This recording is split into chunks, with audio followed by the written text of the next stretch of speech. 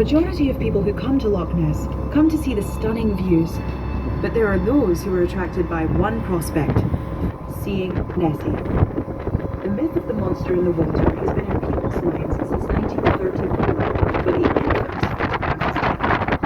But there are those who believe she was seen centuries before that, and not just by Columba. The Vikings frequently invaded Scotland from the 8th century and sailed in their long ships down Loch Ness. Viking stories from this time talk of water horses on the lochs, and some have taken this to mean Nessie.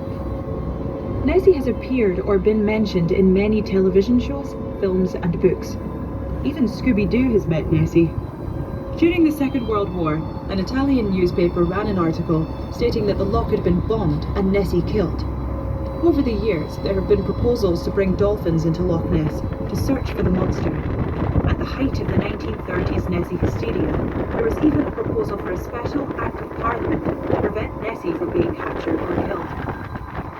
There have been more than 1,000 recorded sightings of Nessie since the 1930s, and there are 4 Nessie hunters who have dedicated their lives to finding her. If you doubt her existence, consider this. In 2005, 100 athletes performing in a Scottish triathlon will each insure £1 million against bites in the Loch Ness monster.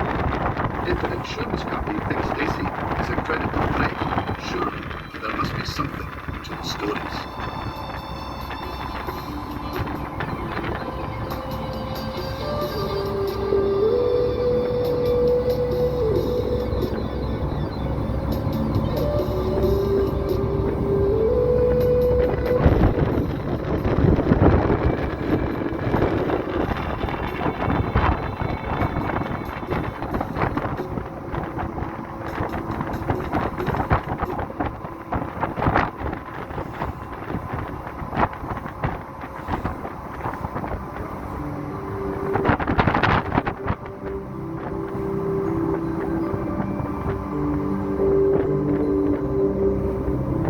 On 29th September 1952, 7,000 people gathered on the shores of Loch Ness to watch a London fur group attempt the world water speed record. John Cobb already held the land speed record at over 390 miles an hour and was now looking to add to his achievements. Loch Ness had been chosen because of its length and shape. He had spent a few days testing the boat, the jet engine power boat, to sail. Now they just needed to wait for the right conditions, namely mirror calm waters. The record then stood at 178.4 miles per hour, and Cobb was determined to beat it. Just before noon on the 29th September, Cobb set off from the starting point, reaching speeds of over 200 miles per hour. You can imagine the excitement for those watching as the boat flew across the water. How magical it must have been. Excitement turned to horror. The boat bounced twice. She broke up, killing Cobb instantly. What caused the boat to bounce has never been probed, and it continues to be one of the mysteries of the loch. Cobb, had he lived, would have certainly broken the water speed record. But all that remains of his attempt is a memorial to him near Drumnadrochit.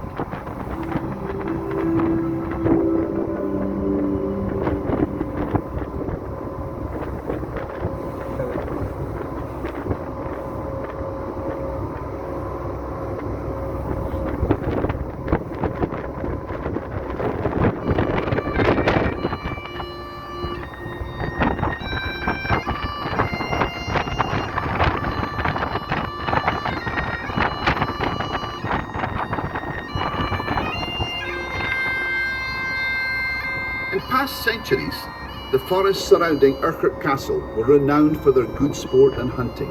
In Pictish times, you could hunt for wild boar and bears in these forests. However, in medieval times, the most common types of prey were wild boar and deer. Bears became extinct in Scotland around 500 AD.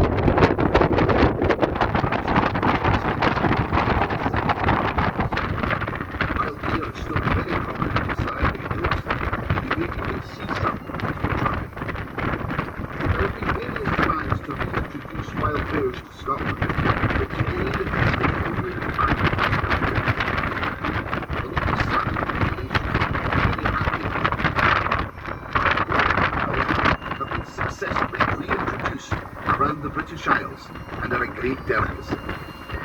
And if you can try Highland venison, the meat from the local deer population, while you are in the area, you'll find none better.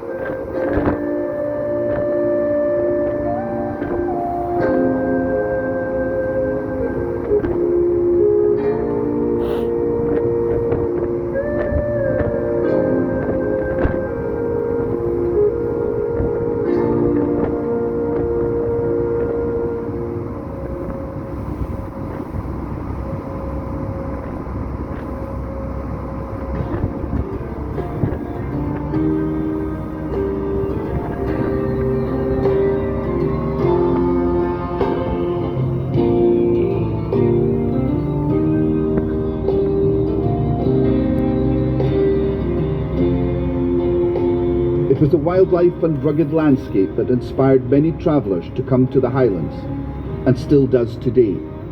Much of the Highlands was once covered by the Caledonian forest, made up of Scots pine inland and oak, silver birch, alder and rowan on the coast. Over the centuries, deforestation has reduced the native woodland to around 1% of its original size. The banks of Loch Ness, up into the mountains that surround, are covered in trees. There are many different types to be seen. Look for the silver trunks of the silver birch. It is the most common tree in Scotland, and its leaves are antiseptic, diuretic, and are believed to help rheumatism. Many things have been made from birch, including bobbins, spools, and boxes, as well as witches' brooms.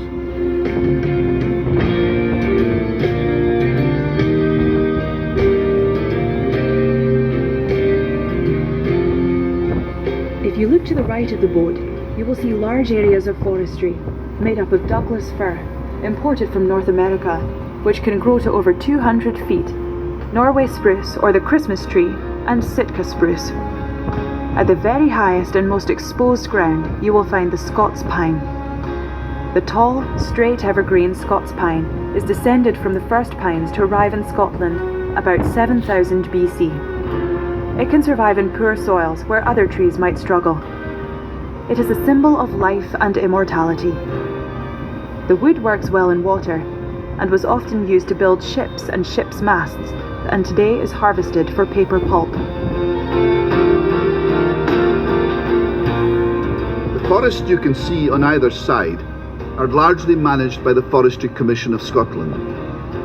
They are managing the cutting down of trees, but also managing the replanting.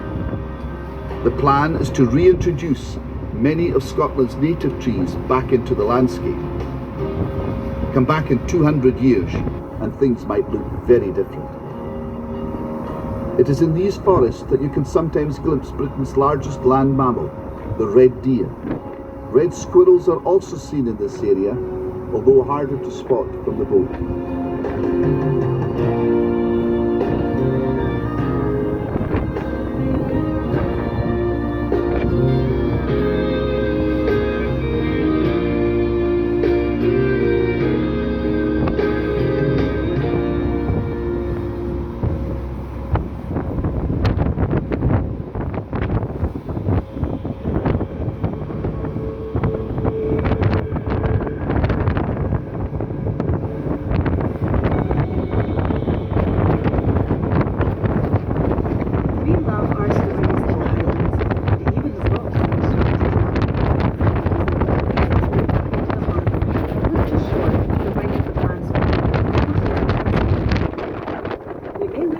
Think nothing of it, but we know the story of how it ended up there. Many years ago, when elk, bears and wolves roamed the shores, two powerful and proud witches lived by Loch Ness. One lived in the craggy hill just above the Clansman Hotel, and the other lived on the opposite shore.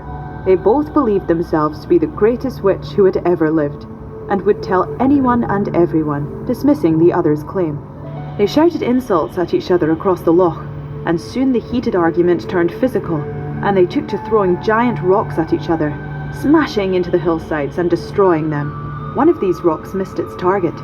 That is the rock you can see in the water. It is known to this day as the Witch's Stone, although no one knows who won the argument.